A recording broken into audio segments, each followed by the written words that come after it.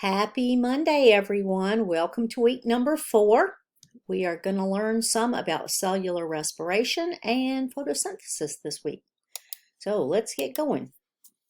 Quick review of last week. You learned about classification of organisms and how important that is. You learned about different types of cells, in particular, prokaryotic cells, which are bacteria, and all the other types of cells, which are eukaryotic cells, which include plants, animals, protists, and fungi. The cell structures, you learned that bacterial cells have very simple cells, no organized organelles like the nucleus or mitochondria. They don't have those. They aren't big enough for those.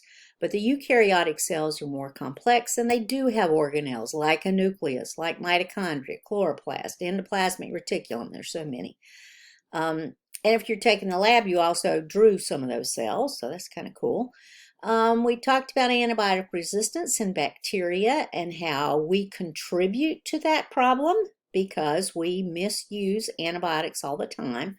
But there's been a huge push in the last years to have better stewardship of our antibiotics so that we have them longer into the future. And this is because we are running out of effective antibiotics to treat some pathogens. Those are disease-causing microbes that are out there in the world. The bacteria that cause tuberculosis are extremely resistant to lots of bacteria. We did an assignment on methicillin-resistant Staphylococcus aureus, MRSA.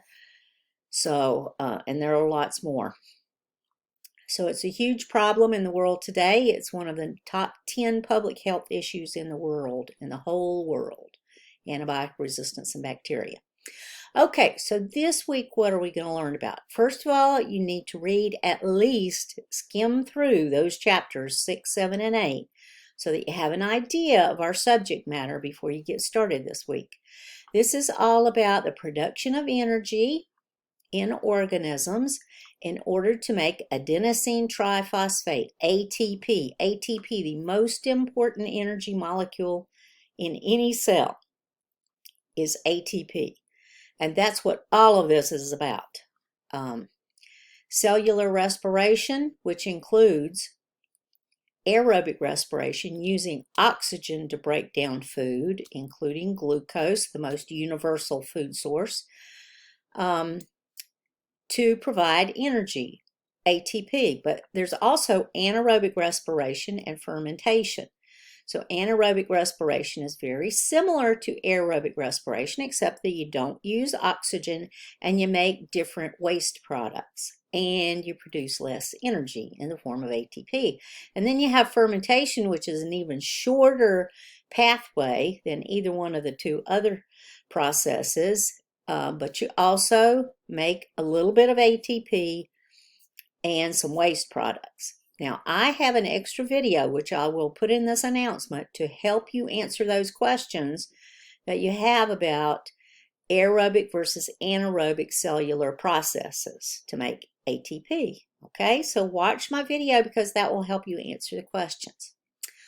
All right, read the module for introduction and watch the video on the carbonated ocean because that is one of the problems of having excess carbon dioxide in the atmosphere.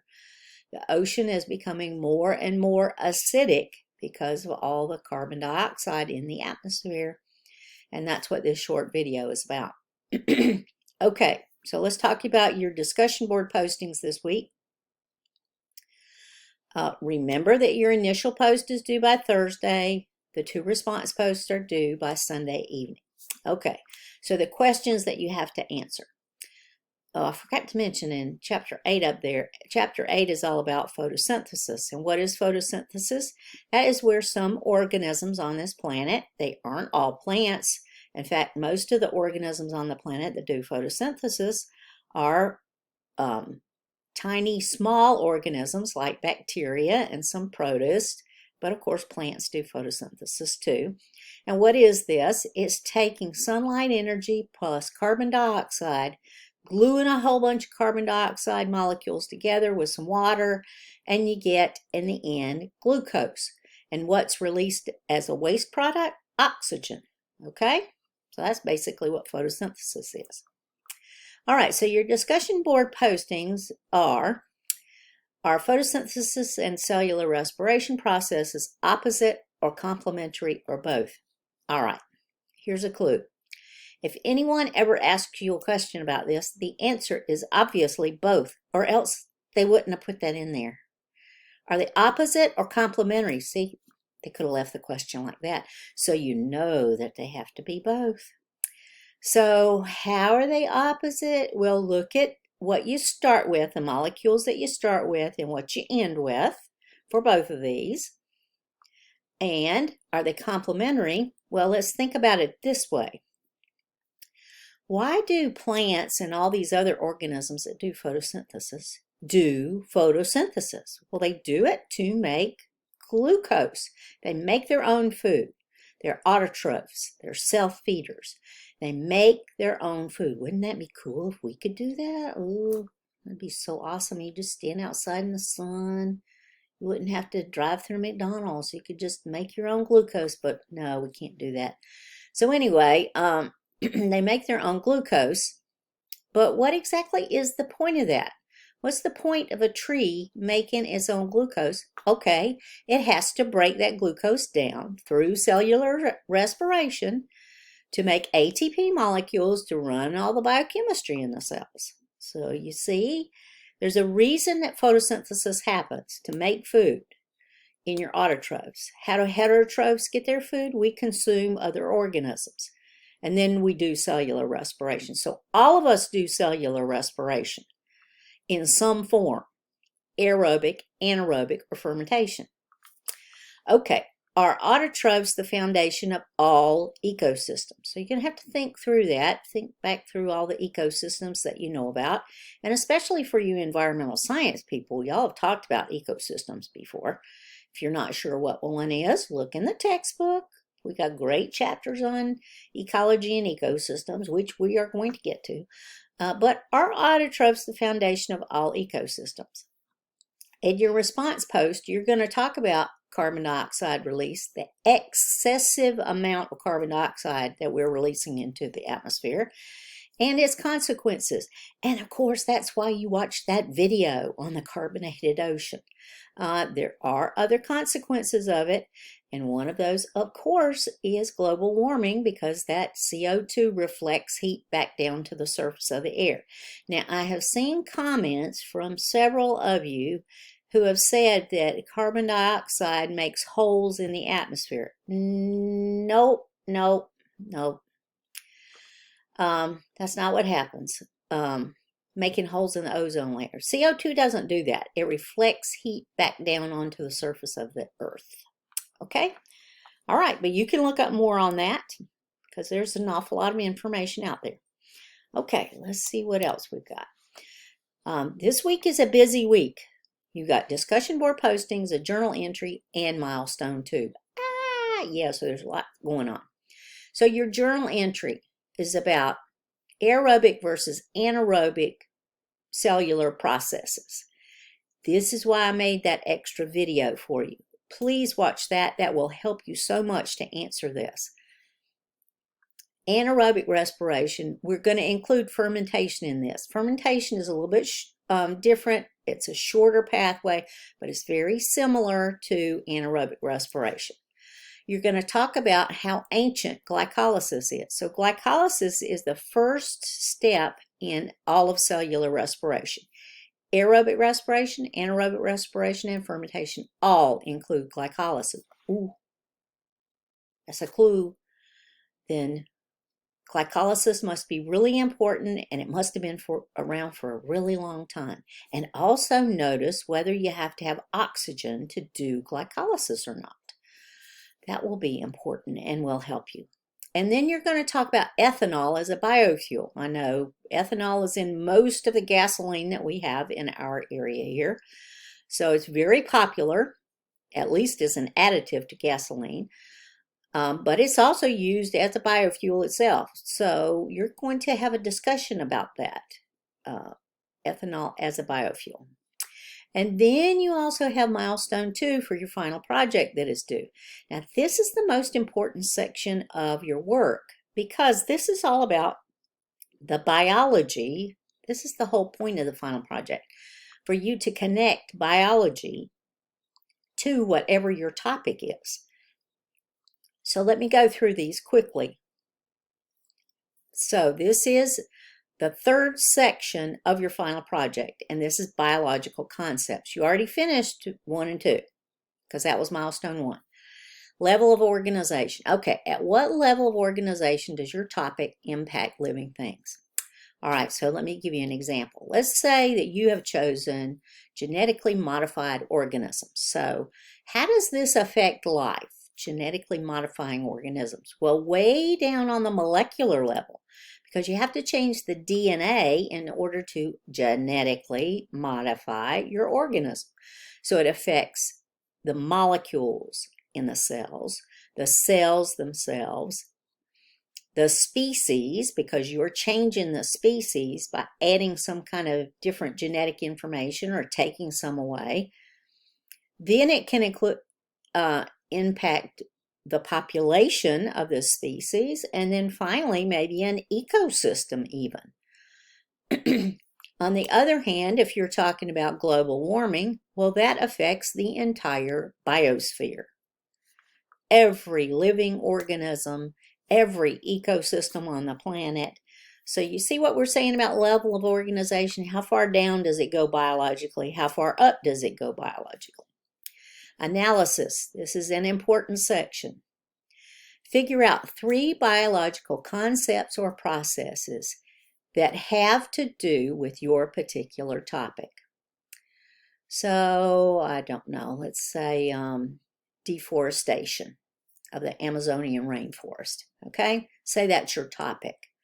What are 3 biological concepts or processes that have to do with your topic? Okay, biodiversity for one. If you cut down all of the rainforest, you completely lose biodiversity, so you're going to explain what is biodiversity. Number 2, reproduction. You don't get reproduction of all the species in this particular area because they no longer have any habitat. So you're going to explain what reproduction is. Number 3, photosynthesis. Without all these trees, you're not doing photosynthesis. So what is photosynthesis? So in section B, you're taking your 3 biological concepts and describing what those are to someone maybe who doesn't understand all the biology. So this is the biology. And then section C, relationship to topic. This is where you connect your topic, your issue, your problem to those 3 biological concepts or processes. Okay? So analysis is you describing those biological concepts and processes, and C is relating your topic to them. And then D, characteristics of life. Choose one of those 3, reproduction, for example, and analyze how that relates to the characteristics of life that you learned in week 1 of this course. Remember those, oh gosh, I always forget, 8 or 9 characteristics of life, because I've seen so many different lists. So how do those relate to, how does this one topic that you have chosen relate to the characteristics of life? Impact of health. Describe its impact, whatever this biological concept is in your topic, both positively and negatively to human or environmental health, or both. Global warming is going to affect both. And support your response with real-world examples. So how exactly is this going to affect either human beings or the environment? Say air pollution, for example, and your biological concept was respiration, and I mean breathing in and out, respiration.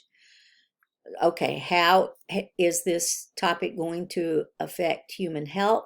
Well, air pollution causes a decrease in the ability to respire properly because you don't get enough oxygen. You get particulates in your lungs. You get inflammation in your lungs from breathing in pollutants. So that's an example. And you can give a real world example with looking at how the asthma rates asthma attack rates go up as air pollution goes up, something like that. So milestone 2, very important for your final project. Once again, look at the format for this. This is outline format, but it is a descriptive outline. So it's not just level of organization, boom, biosphere. No, you got to explain it. And it's asking you that. Look in the question. At what level of organization does your topic impact living things? Okay, illustrate the species and resources that are affected. So you're talking about the answer to this topic having to do with your milestone 2. Okay, you may have some questions for me this week because you've got a lot going on. Oh, sorry about that. Went too far. My bad. So anyway, I hope you have a wonderful week. And if you need me, please, please, please feel comfortable in emailing me and asking me questions, because that's what I'm here for, to help you get through the course and get through the material and understand it and learn from it. So I am here to help you. Email me anytime you want. And also feel free to stop by during my office hours every Sunday evening, 6 to 7 Eastern Time. Well, it's 6 to about 6:50 because that's the free minutes that I have with WebEx. So anyway, stop by and see me if you'd like, or email me. Let me know if you need anything, okay? I hope you have a wonderful week.